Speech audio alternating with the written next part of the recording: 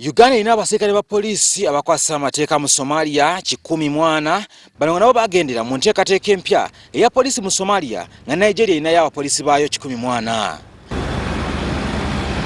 Abalawo batandise okuzikubamu nga bwezaaka kubanga enteekateeka y'okubakomyawo buli luvanyuma lwa myezi 3 bawummulemu ekyakalubye kubanga tewali nnyonyi esobola okubaleeta bonna ng'ennyonyi eriwo ekozesebwa amagye ga UPDF nga kino kitegeeza nti bonna balina okwenyigira mu nnyonyi emu n'abasirikale. Put it in your mind and they say, assuming I was the government, how would I have handled it?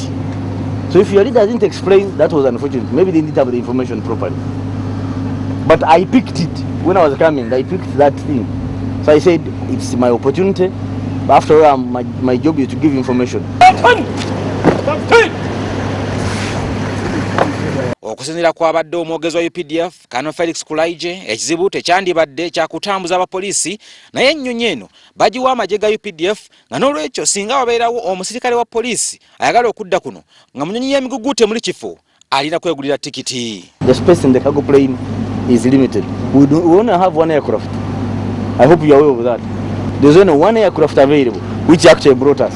Should it fail to come tomorrow, we are here. So in order for all of us to be served, we need several aircraft. But yet imagine 6,232 soldiers and then 140 police officers. Abaserikale bano abakaabidde Kano Kulaije mu mboozi y'akafubo Somalia bamutegeezezza nga batababuulira nsonga eno nga baleetebwa ku ddimu ery'okukwasisa amateeka mu Somalia. Abaserikale bano nabo omusaala bakomoggula bako mu Desemba 2012 mu kiseera kino bibasobedde nga tebamanyi oba banaakomangawo batya okudda kuno ku butaka. So occasionally, occasions will arise. If there is no sufficient space, then one person will go, the rest have to think of otherwise. Unless you want to save on the transport, which is I think about $200 or $300 to Entebbe. There's another complication with that aircraft. The people who finance the movement paid for military uniform. Okusinziira kwa myuka akuli ekibiina kya poliisi ekiri mu Somalia, Feni Kyomukama, gwe twasangiriza ng'alawuna ebyokulwawo kubasasula wamu n'okulemwa okudda waka tebabifaako wabula ekikulu be bantu b'e Somalia okufuna emirembe. The patrols we are conducting today, it is capacity building to the Somali police force and to give people confidence that there is security. So people should not worry, security is there. Abaserikale abali ku ddimu ly'okukwasisa amateeka mu Somalia bagenda mu nteekateeka eno eggwanga teribakkiriza era nga Palamenti yasabadde okunnyonnyolwa eyabakkiriza okufuluma eggwanga.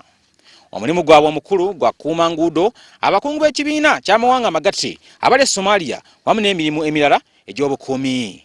Wabula abantu ba bulijjo basima emirimu emirungi egikolebwa abapoliisi ba Uganda mu Somalia naddala mu bitundu nga Mogadishu. Bawaayo ebintu bingi omuli n'emmere. It's good, it's very well. It's pleasure for me. We're hopeful to get peaceful. Because we are now part and parcel of the society, we see for ourselves what is going on, we see the suffering. So AU police officers have decided to make a contribution on their own, out of their own will,